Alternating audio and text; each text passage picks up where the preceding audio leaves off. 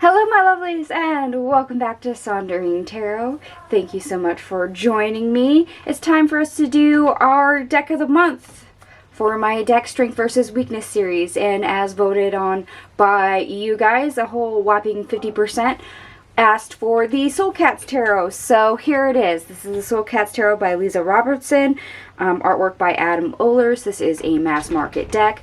But before we jump into that, for those of you that are not aware of what this series entails, this is a series I do. I will feature a deck of the month, either chosen by me, or I will put a poll up on my community tab and allow you guys to vote. And I will go through the strength and weakness of the deck, what job it has in my collection. I normally will give you another deck that has the same job. I will also give you another deck that has the strength of the weakness of this deck. You know, just as a fill gap for my collection of, okay, here's the shortfall of this deck. What deck can I use to make up for that? And I typically also go through the pros and cons of whether or not the particular deck of the month is worth purchasing. That is part 1 of the series. This is usually a 5-video series. Videos 2 and 3 are perfect pairs, tarot and oracle, and then videos 4 and 5 are anti-pairs, tarot and oracle. So I will give you a range of decks that either will or will not go with the particular featured tarot or oracle deck we are speaking of. So let's go ahead and jump into this.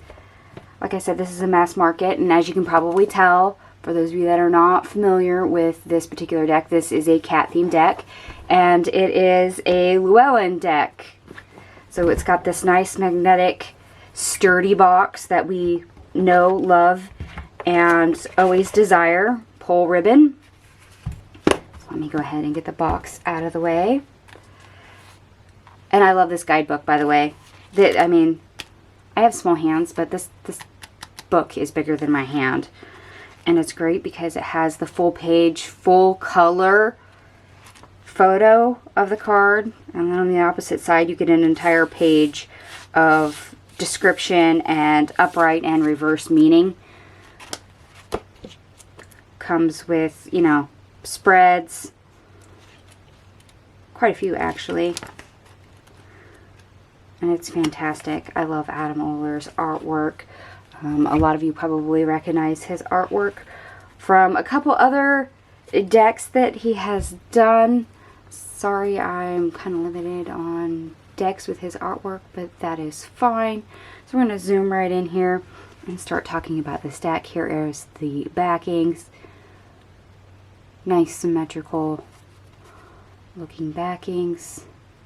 And as you can tell, the deck is not edged, pretty standard for Llewellyn. And also standard, good cardstock, but very high gloss, as you can see from my camera work there. The high gloss on a Llewellyn deck seems to be our unanimous bane of our existence, of course. So what does this deck do? What is the strength and weakness? Okay, well, in my collection, the strength of this deck is manifestation and energy. So when it comes to wanting to manifest something, needing to manifest something, this deck will tell me exactly what steps there are in the manifestation process, where I'm at, or where I need to go. It'll also tell me where the energy is and isn't. So that is vital. I mean, if the energy is not there to use, it'll tell me. If I've got untapped potential energy available, it'll tell me. If my manifestation is being delayed due to something, some form of resistance, this deck will tell me. And it's fabulous like that. So for me, that's a very heavy hitter. Another deck that does the same thing, same job in my collection, is actually the Mermaid Tarot. Interestingly enough, it's another quote-unquote, I guess you could say, animal deck. I mean, it is part fish. But it has the same purpose in my collection. It has the same strength. And both are unarguably some of my favorite decks in my collection, and it's because of what it does, and how strongly I connect to both decks. Okay, weakness. Weakness of the Soul Cats Tarot. Believe it or not, the weakness of this deck is Divine Feminine. When it comes to Divine Feminine energy, this deck doesn't like to touch on it. It prefers probably the more masculine energy, the doing, the manifestation energy, utilizing energy. Wands, yes, fire. It's definitely the masculine, not the feminine.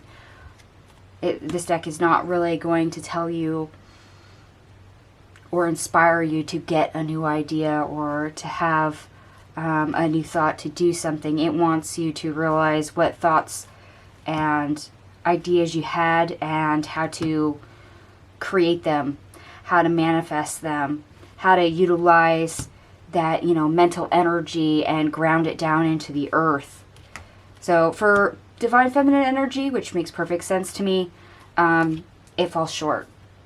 Now, I have a newer deck that just entered my collection that I just bought. I haven't shown it to you guys yet, simply because I just got it, so I haven't had a chance to play with it. But the strength of this deck is Divine Feminine, and you'll probably recognize this deck. It is the White Sage Tarot in a tin. I finally purchased this deck, and most of you are going to recognize it. Here are the backings. This is quite a popular deck, and I'm not surprised that the strength of this deck is the Divine Feminine, simply because the feel of this deck is so calm, so gentle. And I picked up right away that that was the strength of this deck. So, where this one's going to fall short when it comes to Divine Feminine energy, this one is going to be able to fill the gap.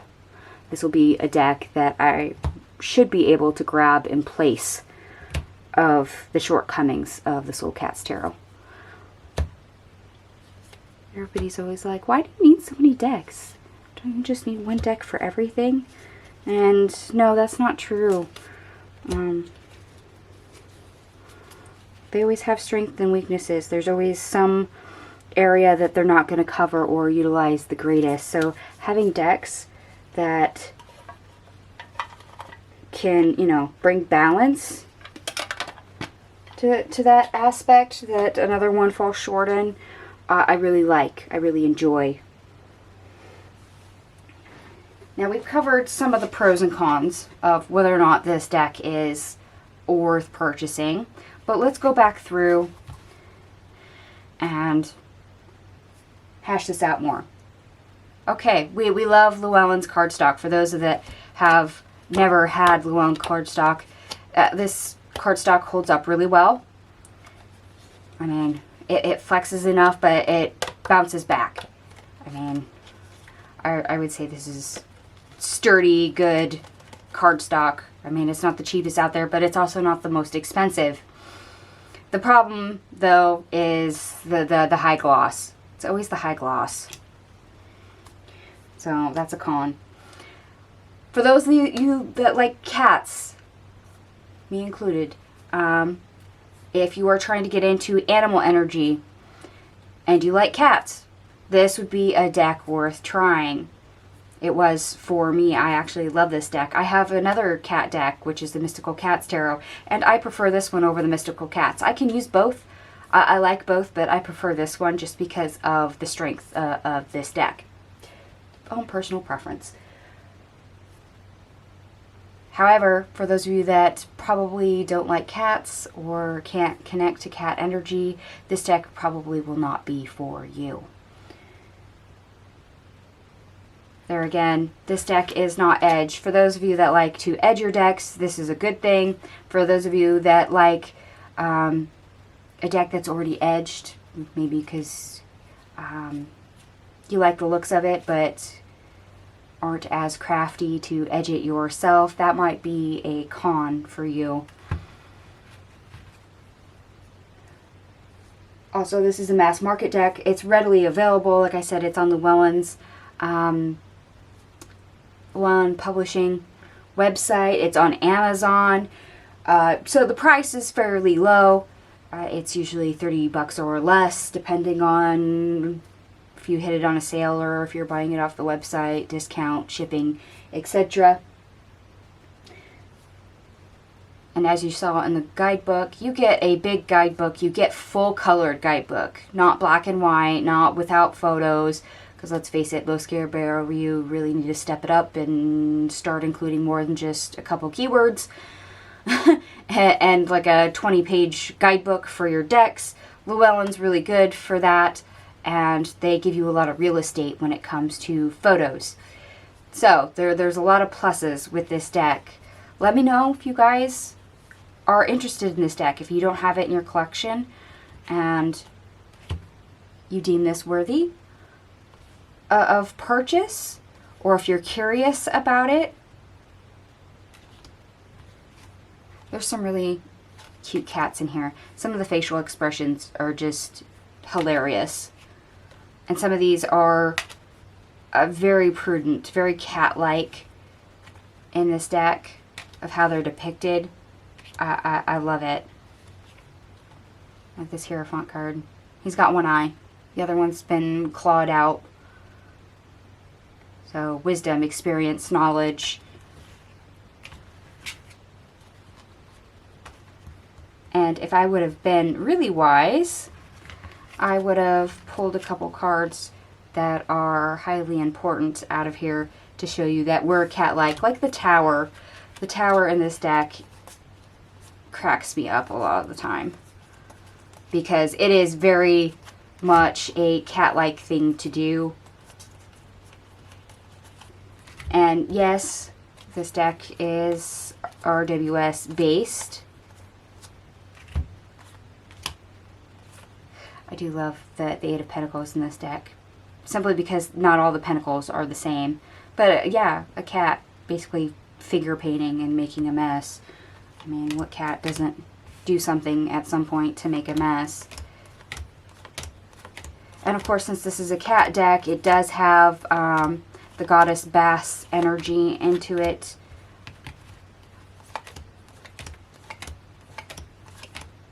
Whether or not, you know, that makes a difference for whether or not you select this. You don't have to have any association with the Goddess Basset in order to utilize this deck, but because it has feline energy, I always end up picking up her energy in this deck.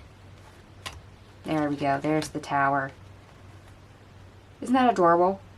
Cats knock things over all the time, and the Tower is literally a Tiffany lamp being knocked over by a cat. So yes, there's cuteness, there's charm, there's interesting facial expressions. And I do like this deck simply because the cats are not all the same.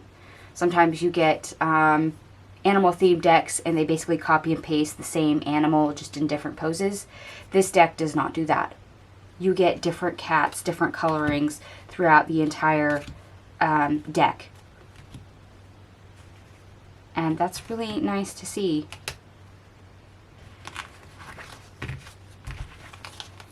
So let me know, ladies and gentlemen. Do you like it? Is it interesting? Do you think it's worth purchasing? If you have this deck, what is the strength and weakness and what is its function in your collection? I'd be curious to know. Let me know in the comment section down below.